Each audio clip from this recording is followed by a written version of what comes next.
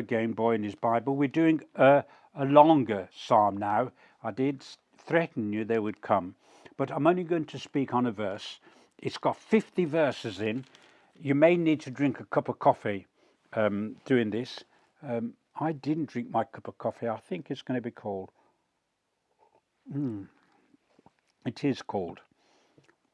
I'm not one of those people who like cold coffee or cold tea.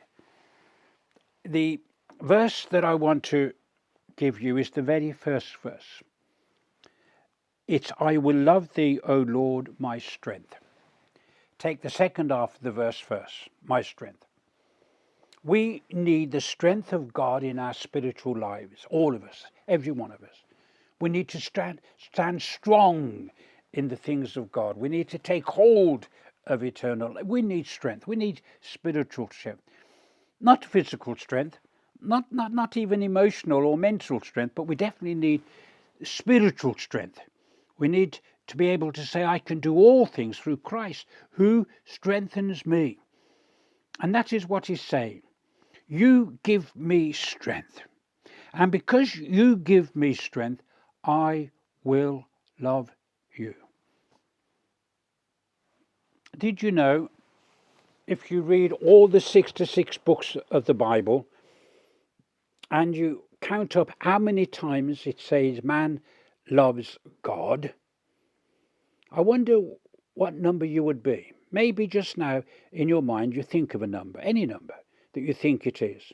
Matt, you think of the number. How many times do you think it says in the Bible, man loves God? You see this as a trick question, I can see. Does it ever say that? Pardon? Does it say it at all? There's about 4 times. 4 times. Maybe 5. If you stretch it because of the way it's expressed, you might get to 6 or 7. How many times now do you think it says God loves you? You can't count them. There's too many.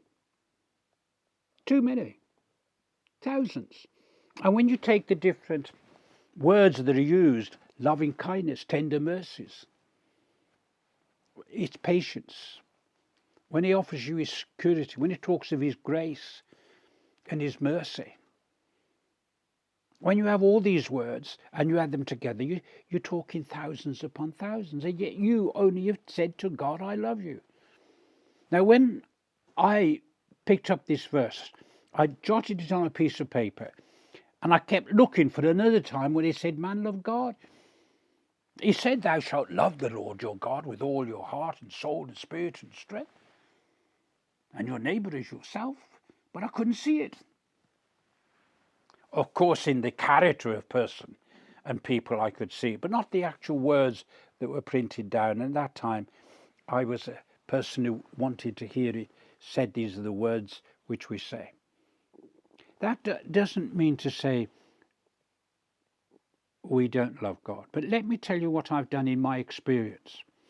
I have converted all those hymns and songs whereby we say we love God. We have loving God all over the place in our songs, and it's only a few times in the Bible. I convert them into hymns of hope. That's the only way I can sing them.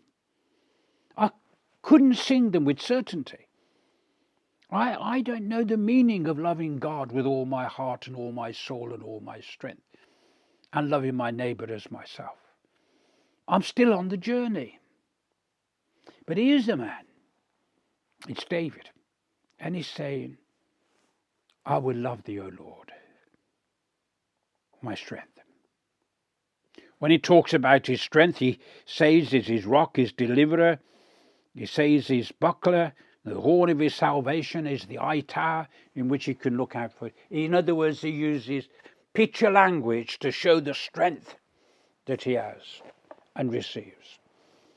I pray that you, more and more, will search your own heart and be honest with God and say, God, I'm still trying.